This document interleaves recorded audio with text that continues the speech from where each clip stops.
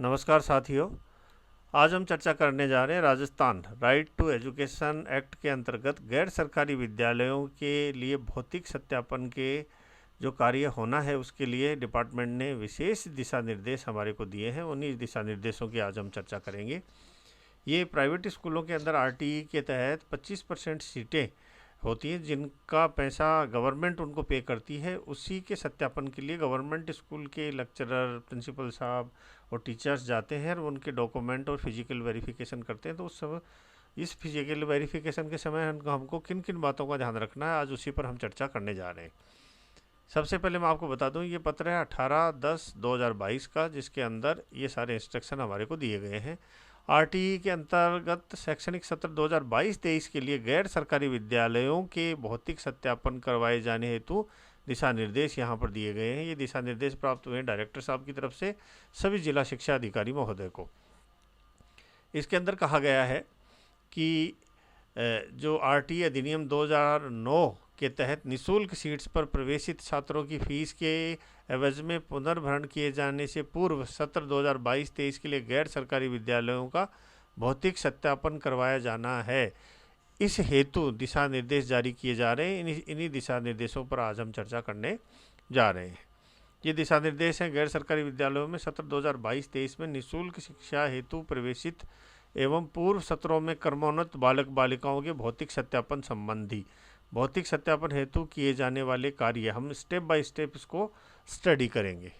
जो part first है भौतिक सत्यापन हेतु किए जाने वाले कार्य, उसमें सबसे पहली बिंदु है भौतिक सत्यापन हेतु कार्यालय द्वारा किए जाने वाला कौन कौन सा कार्य है, यानी जो ऑफिस लेवल पर जो काम होना है वो कौन कौन से काम है। सबसे पहले सत्यापन दलों का गठन, जो सत्यापन दलों का गठन होना है वो किया जाएगा। फिर विशेष सत्यापन दलों का गठन होना है, क्योंकि इन सत्यापन दल और विशेष सत्यापन दल के गठन के ऊपर भी हम चर्चा थोड़ी थोड़ी कर लेते हैं। जिला शिक्षा अधिकारी महोदय इन सत्यापन दलों का गठन करेंगे। दलों का गठन केवल उन्हीं विद्यालयों के लिए किया जाएगा जिनमें आरटीई की धारा के तहत निःशुल्क सीट्स पर विद्यार्थी अध्ययनरत हैं। सत्यापन दलों का गठन ऑनलाइन तरीके से किया जाएगा। प्रत्येक दल में शामिल दोनों सदस्यों का चुनाव एक ही विद्यालय से किया जाएगा। एक सत्यापन दल को अधिकतम 3 विद्यालय आवंटित किए जाएंगे। पूर्व में गठित दल यदि किसी कारण से भौतिक सत्यापन करने में असमर्थ है तो परिवेदना के आधार पर दल को निरस्त करके नवीन दल को ऑनलाइन गठित कर दिया जाएगा। सत्यापन दल का अध्यक्ष राजपत्रित अधिकारी यानी लेक्चरर या प्रिंसिपल हो सकते हैं।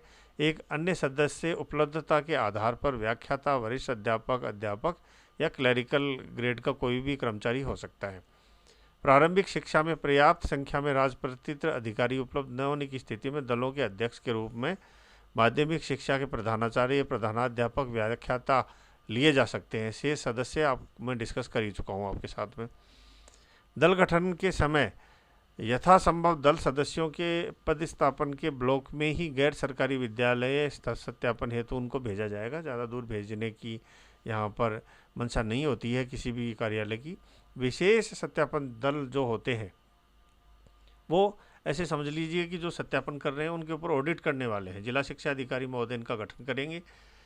यह विशेष सत्यापन दल जिले में विद्यालयों की संख्या का 1% अथवा 20 विद्यालय जो भी अधिक हो का अनिवार्य रूप से सत्यापन करेंगे।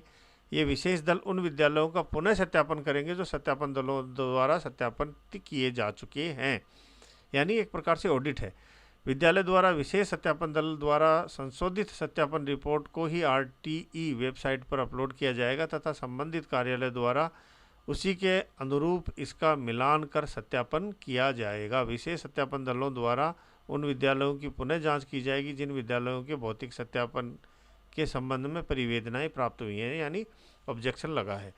विशेष जांच दल द्वारा निरीक्षण किए गए विद्यालयों की सूचना की प्रविष्टि जिला शिक्षा अधिकारी के लॉगिन से करनी होगी। सत्यापन दलों का प्रशिक्षण होगा जिससे कि उनको वेरिफिकेशन में आसानी हो। यह भी जिला शिक्षा अधिकारी महोदय को दायित्व दिया गया है कि वो अपने अपने सीबीओ लेवल पर इन आरटीई फिजिकल वेरिफिकेशन टीम्स की ट्रेनिंग करवा दें। प्रशिक्षण के दौरान सत्यापन दलों को दुर्बल वर्ग एवं असुविधाग्रस्त समूह की परिभाषा, प्रवेश हेतु कैचमेंट एरिया, आयु पॉलिसी एवं एंट्री कक्षा एवं आवेदन के साथ संलग्न दस्तावेजों की जांच के बारे में विस्तृत जानकारी दी जाएगी। निःशुल्क सीट पर प्रवेश की ऑनलाइन व विगत वर्षों की ऑफलाइन आवेदन प्रक्रिया की जानकारी सत्यापन दलों को दी जाएगी। ये जानकारी इन दिशा निर्देशों के आधार पर दी जाएगी। ये दिशा निर्देश हमारे राज्य PSP NIC पोर्टल पर भी उपलब्ध है। सत्यापन दलों को संबंधित विद्यालयों के नाम की सूची में mobile number, landline number in सब के साथ उपलब्ध करवाई जाएगी। जिले के RTI प्रभारी एवं जिला शिक्षा अधिकारी के फ़ोन नंबर भी सत्यापन दलों को उपलब्ध करवाया जाएगा, जिससे कि आवश्यकता होने पर वो संपर्क कर सकें। भौतिक सत्यापन परिवेदनों को कार्यालय स्तर से सत्यापित किया जाएगा। भौतिक सत्यापन के दौरान समस्त मॉनिटरिंग कर रहे विद्यालयों से सत्यापन प्रतिवेदों की प्रविष्टि करवाई जाएगी। जिन विद्यालयों के सत्यापन परिवेदना ऑनलाइन प्रविष्टि कर लॉक कर दी जाए, उन परिवेदनाओं को कार्यालय प्रति से मिलान करते हुए उन्हें तत्काल सत्यापित और असत्यापित किया जाएगा, यानी उनका वेरिफिकेशन भी होगा। अब बात करते हैं भौतिक सत्यापन का टाइम फ्रेम क्या रहेगा। भौतिक सत्यापन दलों का गठन 5/11/2022 तक हो जाएगा। विद्यालयों में भौतिक सत्यापन का कार्य 21/11/2022 तक हो जाना है। विद्यालयों द्वारा भौतिक सत्यापन रिपोर्ट को RTI पोर्टल पर अपलोड कर लॉक करने का काम 7 दिवस के अंदर हो जाएगा। भौतिक सत्यापन रिपोर्ट का कार्यालय स्तर से मिलान कर सत्यापन का कार्य अगले 15 दिवस के अंदर कंप्लीट हो जाएगा। ये फ्रेमवर्क है। यहाँ पर कुछ एक इम्पोर्टेंट नोट्स भी दिए हैं।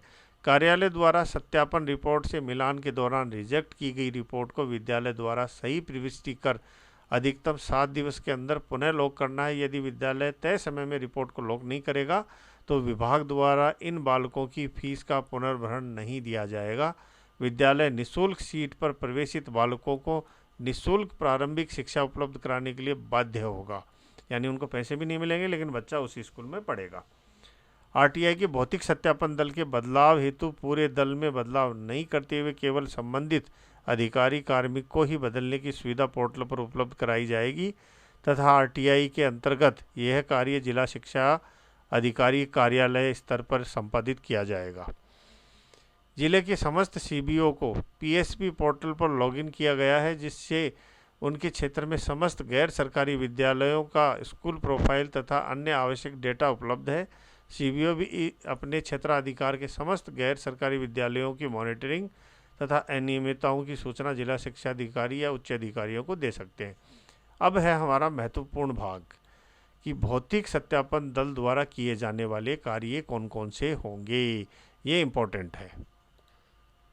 सत्यापन हेतु सामान्य निर्देश है। विद्यालय प्राइवेट स्कूल पोर्टल पर अपने लॉगिन से भौतिक सत्यापन प्रतिवेदन सत्र 2022-23 की 2 प्रतियों का प्रिंटआउट लेकर तैयार रखें। प्रिंटआउट लेने से पहले ये सुनिश्चित कर ले कि विद्यालय में अध्ययनरत सभी कक्षाओं के सशुल्क बालक बालिकाओं की पोर्टल पर प्रविष्टि ऑनलाइन प्रविष्टि की जा चुकी है तथा निःशुल्क छात्रों को भी प्रदर्शित हो रहे हैं। भौतिक सत्यापन दल के अवलोकन हेतु बालकों को आवेदन पत्र में संलग्न व रिपोर्टिंग प्रपत्र, कैश बुक, रसीद book, bank passbook, SR register, कक्षा उपस्थिति रजिस्टर व पूर्व के सत्रों में आय के आधार पर प्रवेशित बालकों के आय प्रमाण पत्र तैयार रखें। RTI अधिनियम 2009 के तहत उपरोक्त समस्त सूचनाएं विद्यालय द्वारा उपलब्ध करवाया जाना बाध्यकारी है, यानी उनके लिए कंपलसरी है। सत्यापन दल विद्यालय द्वारा उपलब्ध कराए गए भौतिक सत्यापन प्रतिवेदन के प्रिंट आउट के आधार पर ही विद्यालय में उपस्थित होकर प्रतिवेदन में पूर्व से भरी सूचनाओं व बालकों का भौतिक सत्यापन करेगा। भौतिक सत्यापन प्रतिवेदन में प्रविष्ट विद्यालय की स्थिति, लोकेशन, कक्षा स्तर, किस कक्षा तक मान्यता, एंट्री, कक्षा व आयु पॉलिसी की ध्यानपूर्वक जांच करने के बाद ही इनको सत्यापित करेंगे। ये इम्पोर्टेंट है। विद्यालय की स्थिति के संबंध में ब्लॉक, शहरी, स्थानीय निकाय, यानी उनका लोकेशन भी इम्पोर्टेंट है। कभी कभार क्या होता है कि स्कूल कहीं और जगह रजिस्टर होती है, चल कहीं और रही होती है, तो ये भी हमारे को देखना है। प्रतिवेदन में भरी सूचनाओं में यदि कोई सूचना गलत है तो उस पर गोला करना है तथा उसके पास ही सही सूचनाओं को अंकित करना है। इस प्रपत्र में पूर्व में भरे हुए डाटा में बदलाव से विद्यालय सहमत है। इससे किसी भी प्रकार के परिवर्तन की स्थिति में इस सत्र में प्रवेशित बालकों का पोर्टल पर यथानुसार परिवर्तन हो जाएगा, जिसके लिए विद्यालय स्वयं जिम्मेदार होगा एवं उसे ज्ञात है कि इससे दोबारा से बदलना संभव नहीं होगा। यानी भौतिक सत्यापन दल द्वारा अगर कोई करेक्शन कोई गलत चीज़ पकड़ी जाती है और स्कूल उसको एक्सेप्ट कर लेता है तो वो करेक्शन हो जाएगा और उसको भविष्य में दोबारा चेंज नहीं किया जाएगा। भौतिक सत्यापन दल द्वारा विद्यालय से किसी भी दस्तावेज की छाया प्रति देने की मांग नहीं की जाएगी और न ही निरीक्षण प्रतिवेदन के साथ संलग्न की जाएगी। भौतिक सत्यापन दल द्वारा जो भी रिकॉर्ड अवलोकित किया जाए, प्रमाण के रूप में दल के अध्यक्ष द्वारा अवलोकित दस्तावेज के प्रत्येक पृष्ठ पर अपने हस्ताक्षर एवं दिनांक अंकित की जाए। यानी हमारे को फोटोकॉपी की ज़रूरत नहीं है, हम जिसका फिजिकल वेरिफिकेशन कर रहे हैं उस पर आपको साइन करने और डेट डाल देना है। सत्यापन प्रक्रिया के पूर्ण होने पर सत्यापन दल के अध्यक्ष द्वारा निरीक्षण रिपोर्ट की एक प्रति निरीक्षण के लिए के दिन ही संबंधित संस्था प्रधान प्रभारी को प्राप्ति के हस्ताक्षर प्राप्त कर संबंध उपलब्ध करवाई जाएगी तथा दूसरी प्रति संबंधित डीओ कार्यालय में जमा करवानी होगी। मैं फिर आपको बता दूं, हमारे को फ़ोटोकॉपी की डिमांड करने की ज़रूरत नहीं है। हमारे को हर एक जिनको हम भौतिक सत्यापन जिस पेज को कर रहे हैं उस पर साइन करना, डेट डाल देना है। दूसरा, हमारे को हमारी रिपोर्ट जब भी हम तैयार कर लेते हैं हमारा प्रतिवेदन, उसको एक रिसीविंग के साथ में एक कॉपी हमारे को हैंड ओवर कर देनी है प्राइवेट स्कूल को, दूसरी कॉपी हमारे को जहाँ से आदेश हुआ था हमारे भौतिक सत्यापन का वहाँ जमा करवा देनी है। सत्यापन दल द्वारा उपलब्ध कराए गए निरीक्षण प्रतिवेदन को गैर सरकारी विद्यालय 7 दिन के अंदर RTI पोर्टल के ऊपर अपलोड कर देंगे। अभी आधार कार्ड संबंधित विशेष दिशा निर्देश हैं, उन पर अभी हम चर्चा कर लेते हैं। स्कूल शिक्षा एवं साक्षरता विभाग, मानव संसाधन विकास मंत्रालय, भारत सरकार, नई दिल्ली द्वारा जारी अधिसूचना के अनुसार RTI की धारा 12(1) के तहत विद्यालयों में अध्ययनरत समस्त बालक बालिकाएं वर्तमान सत्र में नव प्रवेशित पूर्व सत्रों के क्रमोन्नत के आधार कार्ड की फोटोकॉपी अथवा आधार कार्ड हेतु नामांकन रसीद की फोटोकॉपी लिया जाना अनिवार्य है। यानी बच्चे का आधार कार्ड होना आवश्यक है। जिन बालक बालिकाओं के आधार कार्ड अथवा आधार कार्ड हेतु नामांकन की रसीद की फोटोकॉपी प्राप्त नहीं हुई है, उन बालक बालिकाओं को सत्यापित नहीं किया जाए, परंतु जिन बालक बालिकाओं के आधार कार्ड अथवा आधार कार्ड का नामांकन रसीद विद्यालय को शीघ्र प्राप्त होने की संभावना है, उन्हें अपात्र नहीं किया जाए। भौतिक सत्यापन प्रतिवेदन में ऐसे बालक बालिकाओं के कॉलम में को रिक्त छोड़ दिया जाए, जिससे कि जब भी वो आ जाते हैं उनको वेरीफाई कर दिया जाएगा। अभी मैं चर्चा करने जा रहा हूँ, यदि किसी विद्यालय में अध्ययनरत सभी बालक बालिकाओं में से कुछ के आधार कार्ड अथवा आधार नामांकन की रसीद की फोटोकॉपी प्राप्त नहीं हुई है तथा इनके शीघ्र प्राप्त होने की संभावना है, वह विद्यालय अपनी सत्यापन रिपोर्ट को ऑनलाइन प्रविष्टि कर लॉक नहीं करें जब तक वो कंप्लीट नहीं होता। विद्यालय ऐसे बालक बालिकाओं के अभिभावकों से आधार कार्ड लेने की कोशिश करें। संबंधित कार्यालय में RTI प्रभारी द्वारा आधार कार्ड अथवा आधार नामांकन रसीद के फोटोकॉपी का मिलान सत्यापन रिपोर्ट के बालक बालिकाओं के विवरण के साथ किया जाएगा तथा विवरण सत्यापित होने पर सभी फोटोकॉपी पर RTI प्रभारी द्वारा हस्ताक्षर किए जाएंगे। इन बालक बालिकाओं को सत्यापन रिपोर्ट की दोनों प्रतियां विद्यालय एवं कार्यालय प्रति में सत्यापित फीस के पुनर्भरण योग्य माना जाएगा। यहाँ पर आधार कार्ड इम्पोर्टेंट है और आधार कार्ड के लिए हमारे को फ्लेक्सिबिलिटी भी देनी है। इन बालक बालिकाओं के अब अंत में ये कहा गया है कि यदि किसी बालक बालिका के विद्यालय में उपलब्ध विवरण तथा बालक बालिका का नाम, पिता का नाम, माता का नाम, जन्म दिनांक, पता आधार कार्ड में दी गई सूचना की तुलना में आंशिक से भिन्न है तो इन बालक बालिकाओं के प्रवेश को निरंतर नहीं किया जाए। इन बालक बालिकाओं के विशेष विवरण की आंशिक शुद्धियों को आधार कार्ड के आधार पर बाद में सही किया जाएगा। यदि इन अशुद्धियों को सही नहीं करने से बालक बालिकाओं की पात्रता पर कोई विपरीत प्रभाव नहीं पड़ेगा। हम बात करते हैं अभी सीट्स पर। निःशुल्क एवं सशुल्क सीट पर अध्ययनरत बालक बालिकाओं की जांच संबंधी निर्देश।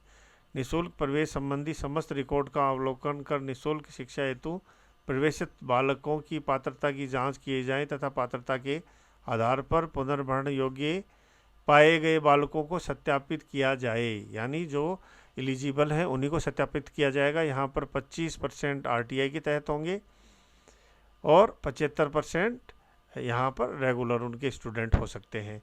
वही सेम 75-25 का यहाँ पर रेशियो है, उसका हमारे को ध्यान रखना है। वो रेशियो यहाँ पर कंफ्यूज नहीं होना चाहिए। यह भी सुनिश्चित कर लें कि प्रवेशित बालक बालिका प्रवेश के बाद लगातार विद्यालय आ रहे हैं या नहीं तथा इनका अन्यत्र किसी विद्यालय में प्रवेश तो नहीं हुआ है। आय के आधार पर प्रवेशित बालक बालिकाओं से प्रतिवर्ष नए आय प्रमाण पत्र लिए जाते हैं। अतः पूर्व सत्रों में प्रवेशित RTE विद्यार्थियों के आय प्रमाण पत्रों की जांच भी हमारे को करनी है। विद्यालय की फीस की जांच संबंधी निर्देश। सत्यापन दल विद्यालय के अभिलेखों की सावधानीपूर्वक जांच कर विद्यालय द्वारा अन्य बालकों से ली जा रही फीस का सत्यापन करेंगे। फीस के सत्यापन के लिए विद्यालयों के अभिलेखों तथा रसीद book, cash book, bank passbook, fees संधारण रजिस्टर एवं वाउचर पंजिका का भी निरीक्षण किया जाएगा। फीस के समस्त रिक्त कॉलमों में फीस की प्रविष्टि करनी है। विद्यालय को यह ज्ञात होना चाहिए कि वर्तमान शैक्षणिक सत्र की वार्षिक फीस की राशि अंकित नहीं करने पर इस सत्र की प्रथम व द्वितीय किस्त की पूर्ण भरण राशि का भुगतान किया जाना संभव नहीं होगा, परंतु निःशुल्क शिक्षा हेतु प्रवेशित एवं सत्यापित बालकों को अपने स्तर पर निःशुल्क शिक्षा प्रदान करने हेतु वो बाध्य रहेंगे, बच्चे को नहीं निकाल पाएंगे। यहाँ पर इम्पोर्टेंट है, सत्यापन दल द्वारा नव प्रवेशित बालकों के आवेदन पत्रों की भी जांच करनी है।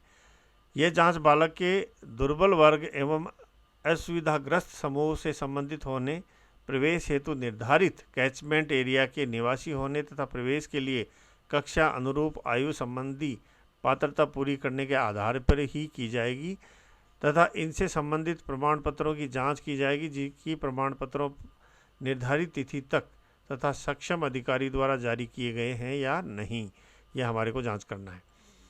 दल द्वारा जिन अभिलेखों का अवलोकन किया जाए उन पर लघु हस्ताक्षर कर दिया जाए और डेट डाल दी जाए। सत्यापन प्रतिवेदन 2 प्रतियों में तैयार होगा, एक प्रति स्कूल को देंगे, उसकी रिसीविंग लेंगे, दूसरी प्रति हमारे को ऑफिस में देनी है। आशा करता हूँ ये जानकारी आपको अच्छी लगी है। धन्यवाद।